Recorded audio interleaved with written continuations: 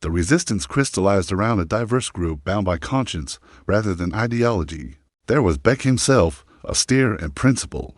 Hans Oster, deputy head of the Abwehr intelligence service, who had been leaking German military secrets to the Allies since 1939. Karl Gordeler, former mayor of Leipzig, who traveled across Germany building networks and planning a post-Hitler government. Henning von Tresckow, a brilliant officer on the Eastern Front who had witnessed the Einsatzgruppen massacres and could no longer remain silent. These men came from different backgrounds: aristocrats, civil servants, military professionals, but shared a singular realization: Hitler had to die, or Germany would. The plotters' motivations were complex and sometimes contradictory. Some, like Tresckow, were driven by moral revulsion at Nazi crimes. Others feared Germany's complete destruction in an unwinnable war. Many hoped to negotiate a separate peace with the Western Allies, preserving Germany as a bulwark against Soviet communism. They were not Democrats in the modern sense. Most envisioned a conservative, militaristic Germany shorn of Nazi ideology. But they were willing to risk everything: their lives, their families, their honor, to remove the madman steering their nation toward the abyss. By 1943, the resistance had attempted Hitler's assassination multiple times. In March of that year, Tresckow and his aide Fabian von Schlabrendorf smuggled British-made bombs disguised as bottles of cognac onto Hitler's plane as he departed Smolensk. The bombs failed to detonate due to the cold cargo hold. Days later, another conspirator attempted to blow himself up alongside Hitler during a military exhibition in Berlin, but Hitler left earlier than expected. Each failure hardened the conspirators' resolve while deepening their desperation. Time was running out.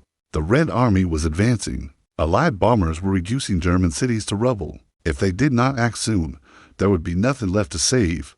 Claus von Stauffenberg entered the conspiracy late, but he would become its driving force. Born into Bavarian Catholic nobility in 1907, Stauffenberg embodied the Prussian military ideal: disciplined, intelligent, devoted to duty. In his youth, he had been drawn to Stefan George's romantic poetry and aristocratic circle, absorbing ideals of honor and service that would later define his resistance. Initially, Stauffenberg had welcomed aspects of the Nazi Revolution, seeing in it a revitalization of German power and unity. But the idealistic young officer grew disillusioned as he witnessed the regime's true nature. The transformation became complete in North Africa. On April 7, 1943, Stauffenberg's vehicle hit a mine during an Allied air attack in Tunisia. The explosion cost him his left eye, his right hand, and the fingers from his left hand. During his long recovery in Munich, as he learned to dress himself, write, and manipulate objects with 3 remaining fingers, Stauffenberg underwent a profound spiritual transformation. He spoke with fellow conspirators, including Tresckow, and became convinced that Hitler was leading Germany to damnation. His physical wounds became a strange kind of liberation. Having sacrificed so much, he felt free to sacrifice everything else, including his life. By September 1943, Stauffenberg had been appointed Chief of Staff to General Friedrich Fromm, commander of the Reserve Army. This position proved crucial. It gave Stauffenberg access to Hitler's military briefings and, more importantly, control over Operation Valkyrie, the Reserve Army's contingency plan for suppressing internal uprisings. The conspirators ingeniously planned to hijack Valkyrie itself, using it to seize control of Berlin and arrest Nazi leadership after Hitler's death. According to documents preserved at the Institute for Contemporary History in Munich, Stauffenberg meticulously revised the Valkyrie orders to serve the coup purposes, while disguising his changes as routine updates. The conspiracy now extended throughout Germany's power structure. General Friedrich Olbricht, Stauffenberg's superior, coordinated military elements. General Erich Hopner, dismissed by Hitler in disgrace, agreed to lead post-coup military forces. In Paris, General Karl Heinrich von Stoltenberg, military governor of occupied France, prepared to arrest SS and Gestapo personnel the moment Hitler died. Major General Henning von Tresckow, now on the Eastern Front, would secure Wehrmacht cooperation there. The civilian conspirators, led by Gordeler and including former diplomat Ulrich von Hassel and Jesuit priest Alfred Delp, had drafted constitutional documents for a post-Nazi Germany. Yet the conspiracy remained fragile, riddled with hesitation and doubt. General Fromm knew of the plot, but refused to commit, maintaining plausible deniability while positioning himself to benefit from either outcome. Field Marshal Erwin Rommel, approached by the conspirators, sympathized but would not participate in assassination, preferring Hitler's arrest and trial. Many officers, though disgusted by Nazi crimes, remained bound by their personal oath to Hitler's sacred vow that created paralyzing moral conflict. The conspirators could never be certain who would act when the moment came. Stauffenberg understood that success required not just Hitler's death, but simultaneous action across Germany. Communications had to be controlled, key Nazi leaders arrested, the SS neutralized before they could react. Everything depended on split-second timing and unwavering execution. Yet Stauffenberg himself embodied the conspiracy's central problem.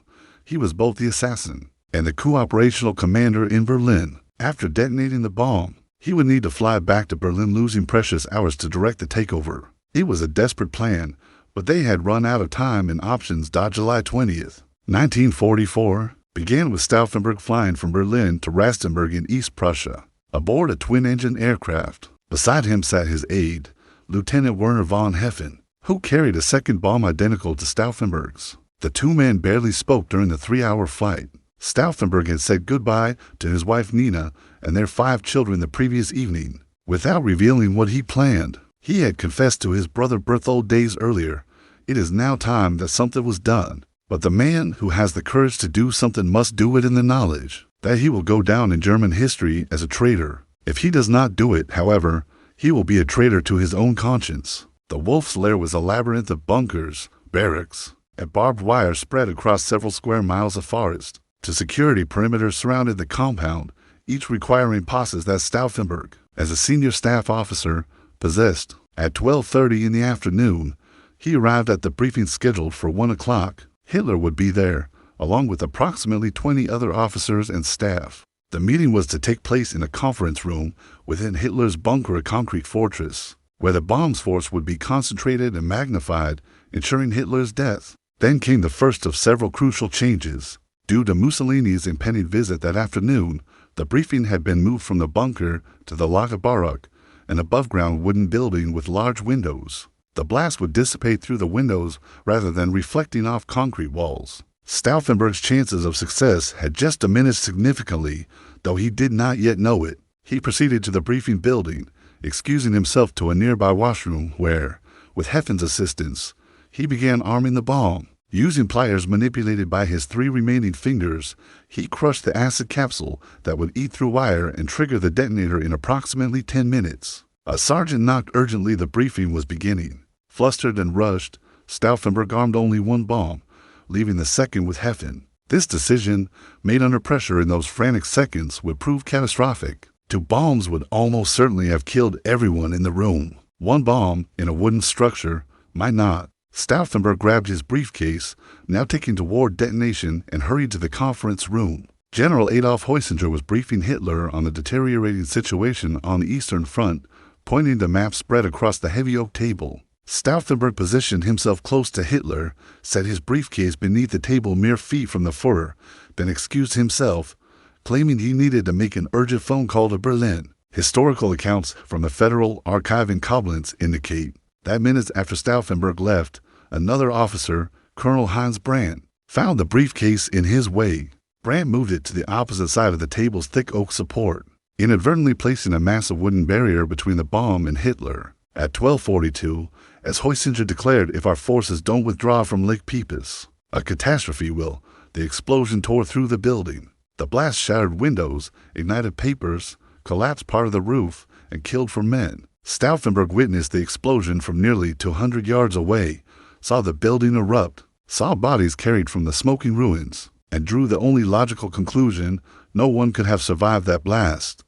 Racing to the first checkpoint with Heffen, he bluffed his way past guards confused by the explosion, claiming authorization from General Fromm. At the second checkpoint, the outer perimeter, his audacity nearly failed. Guards had orders that no one could leave. Stauffenberg phoned the compound's commandant and, in a stunning display of nerve, convinced him to allow passage. By 1:15, Stauffenberg and Heffen were driving away from the Wolf's Lair, past the still-smoking conference building, certain Hitler was dead. In Berlin, General Friedrich Olbricht had been waiting since morning for Stauffenberg's signal. When news of an explosion reached the Bendler Block, the reserve army headquarters at 1 o'clock, Olbricht assumed success and began issuing preliminary Valkyrie orders to regional commanders. But without confirmation of Hitler's death, most generals hesitated. General Fromm, their ultimate commander, refused to act without certainty. Precious minutes ticked past. The conspiracy's carefully constructed plan required immediate, overwhelming action, but instead doubt and confusion paralyzed the plotters. They had anticipated many contingencies, but not this. Hitler wounded, the situation at the Wolf's Lair unclear, communications disrupted. Stauffenberg's aircraft did not land in Berlin until 3:45, over 3 hours after the explosion. During those lost hours, the initiative slipped away. At the Wolf's Lair, Hitler had telephoned propaganda minister Joseph Goebbels to confirm his survival.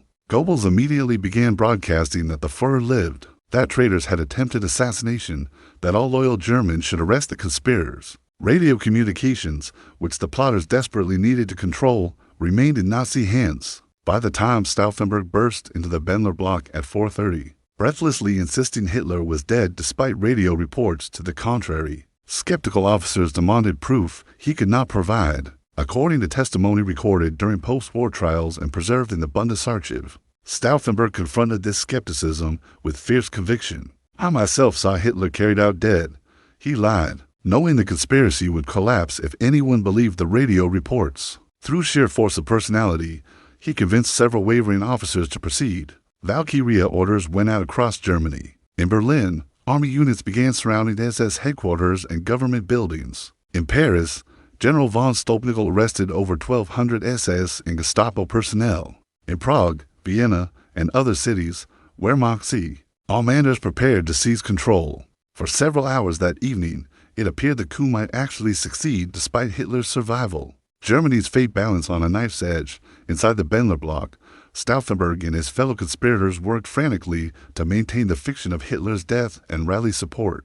They issued orders, made phone calls, pleaded with wavering commanders. General Hoppner arrived in full uniform, ready to assume command of the reserve army. Major Otto Ernst Riemer, commanding the Berlin Guard Battalion, received orders to seal off the government quarter. Everything depended on speed, decisiveness, and conviction on making officers believe strongly enough to act before doubt could paralyze them. For a few hours, it almost worked. But General Fromm, who had been placed under house arrest in his own office for refusing to support the coup, became a ticking time bomb at the conspiracy's heart. Fromm knew that his knowledge of the plot, combined with his refusal to stop it, made him guilty of treason unless he could prove loyalty through dramatic action. Meanwhile, Hitler's survival became increasingly difficult to deny. At the propaganda ministry, Joseph Goebbels played his masterstroke. When Major Riemer arrived to arrest him, Goebbels handed him a telephone. On the line was Hitler himself, very much alive, ordering Riemer to crush the coup.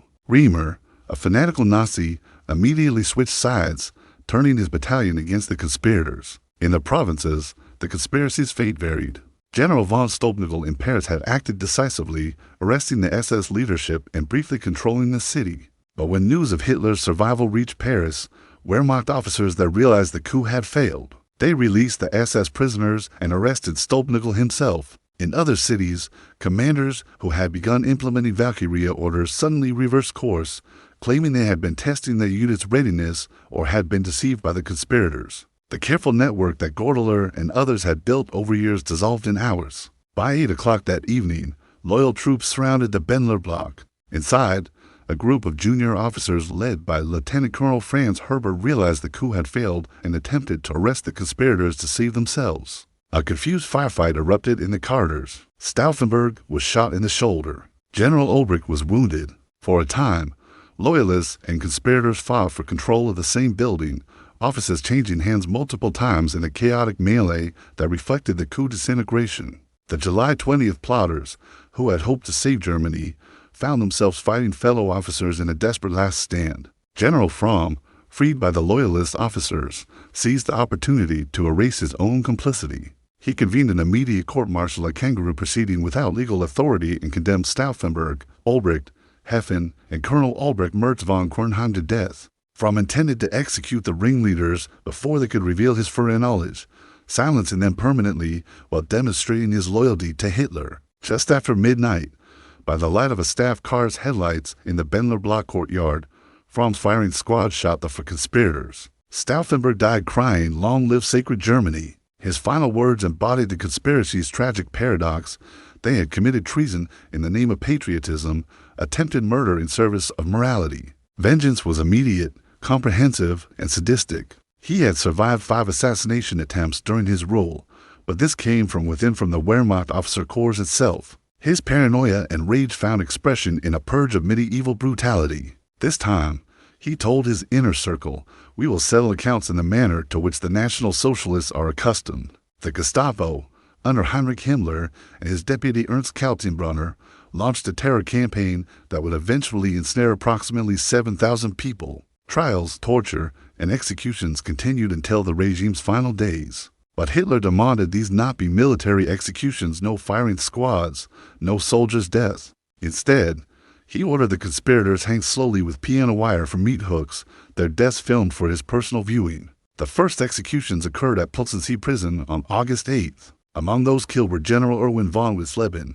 former Army Chief of Staff, who had to hold up his trousers while Freisler berated him. The executioners followed Hitler's instructions precisely, ensuring death came slowly, sometimes taking minutes of strangulation. Hitler reportedly watched the films repeatedly, satisfying his rage through repeated viewings of his enemy's suffering. The purge extended far beyond those directly involved. The Gestapo arrested family members under Sippenhaft, the medieval concept of blood guilt, making entire families liable for one member's crimes. Stauffenberg's brother Berthold was executed. His wife Nina was imprisoned. Their children were taken to an orphanage under false names. General Henning von Tresckow, learning of the coup failure at the Eastern Front, walked into Russian artillery fire with a hand grenade, choosing suicide over arrest and torture. Before his death, he told a fellow officer, "The worth of a man is certain only if he is prepared to sacrifice his life for his convictions." The conspiracy's civilian leaders suffered equally.